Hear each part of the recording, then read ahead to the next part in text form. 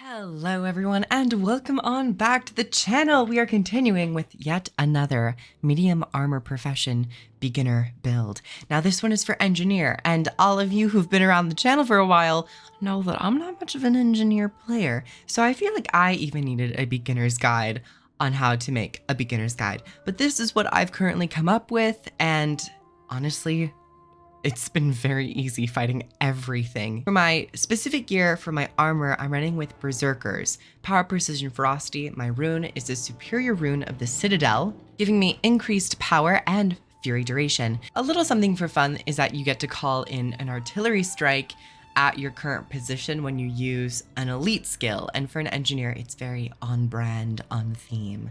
We're running with the rifle for this, and this is power, toughness, vitality. You could do something a bit more akin of just straight up Berserkers, power, precision, and ferocity, and if anything, that'd probably be a better idea. But I'm running with superior sigil of force and accuracy, increasing my upfront damage and crit chance. Pretty simple. And then next, for our back items and the accessories, I say you should probably go for knight's gear, something like toughness, power, precision. Next, for our specializations, I'm running with firearms, explosives, and tools. Firearms, high caliber. You have an increased critical hit chance within the range threshold, pinpoint distribution to generate might for yourself, but also for allies. And then next and finally, modified ammunition. Deal increased strike damage for each condition on a foe. And with this current kit, which we'll get into a little bit more, you do get access to a decent amount of conditions. Of course, playing in open world, sometimes you get into events where there are other Condi characters. Next, for explosives, we have short fuse, gain fury when you hit a foe with an explosion. This is 6 seconds of fury, not too shabby. Explosive temper, explosions grant stacking ferocity when they hit, getting that crit chance with precision and then doubling up on that with increased crit damage through bonus ferocity. Good ideas. And then the one survivability trait that I really think that you should use, and that I've decided to use for this spec and this build, is Big Boomer. Deal increased strike damage to foes with a low health percentage than you, and hitting with an explosion heals you over a few seconds. This just means that if their health percentage is 99% and yours is 100%, you're going to be dealing 15% increased damage, and also with all of your explosion skills, which you have quite a few of, you'll be able to heal yourself over time pretty consistently. And then finally, tools. I'm running with static discharge, a little bit extra damage. Next up, takedown round. Striking a foe above the health threshold places a delayed explosive charge on them. A bit more area of effect damage also counts as an explosion. And then next, for my other survivability trait, though you don't need to take this one if you really don't want to, I'm taking Adrenal Impact. Endurance regeneration is increased by 50%. You could take Kinetic Battery. Of course, because we are using static discharge, you're going to be using your tool belt skills more frequently than if you weren't. So Kinetic Battery is a good idea. But this is what I've currently run with. And as for my weapons, I'm running with the rifle. You're really going to be focusing on this auto attack and blunderbuss. These are your two, bread and butter skills. And then utility skills, I'm taking Elixir H, very standard, simple heal with some boons. I'm taking Bomb Kit as our quote unquote secondary weapon for engineer because they cannot weapon swap while in combat. Elixir U and Elixir B. U for your stun break, quickness, and extra stab, and Elixir B just to bolster yourself with even more damage with Fury Might, a little bit of defense with resolution, and the swiftness is nice. And then finally, I'm taking Supply Crate. As this is an open world build, Supply Crate is fairly nice to have just because you can pop this down if you're at a boss event or something, and you just want some extra passive damage where you don't really need to counter it in with whatever your rotation is. You kind of just pop it down and it's there. It is a 120-second cooldown, so just be mindful of that.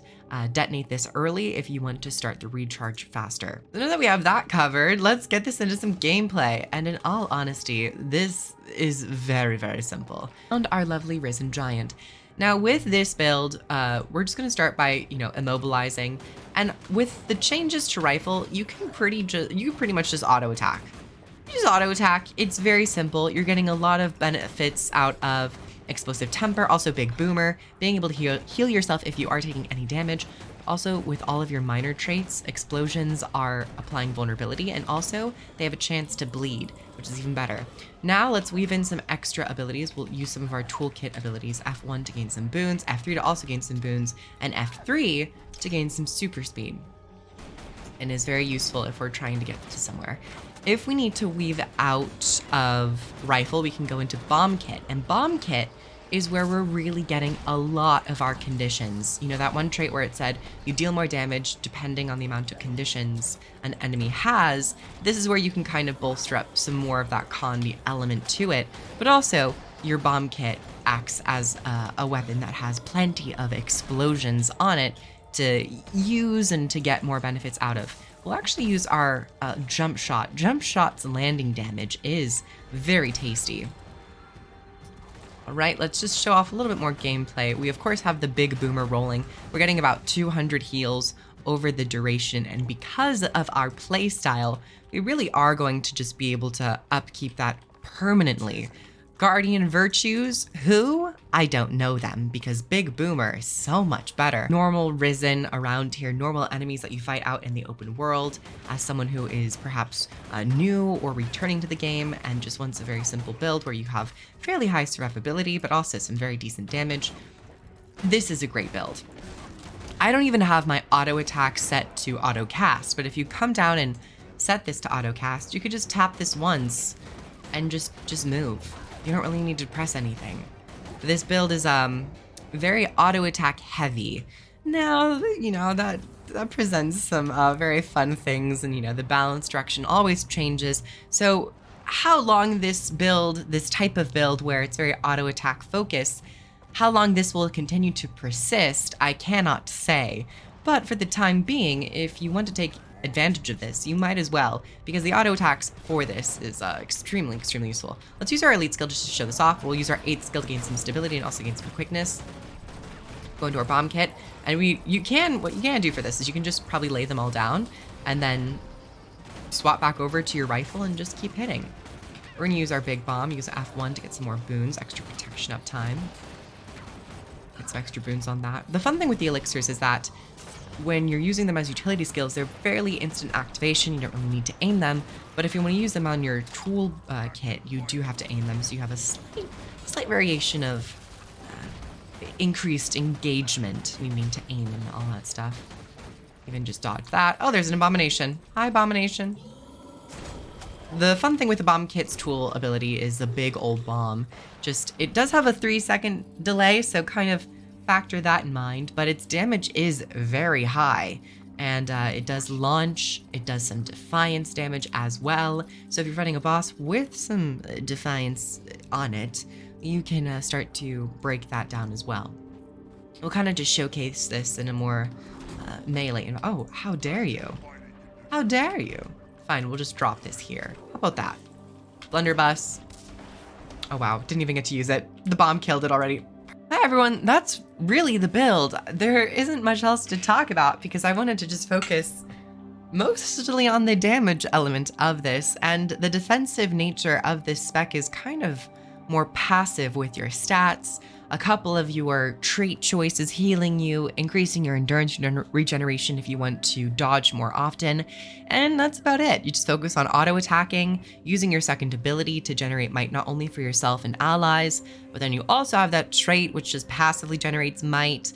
It's very simple, and you do have some group aspect with offensive boon sharing. So thank you all so much for coming on by. Hopefully you enjoyed. If you are an engineer main, feel free to leave any tips, as I myself am not.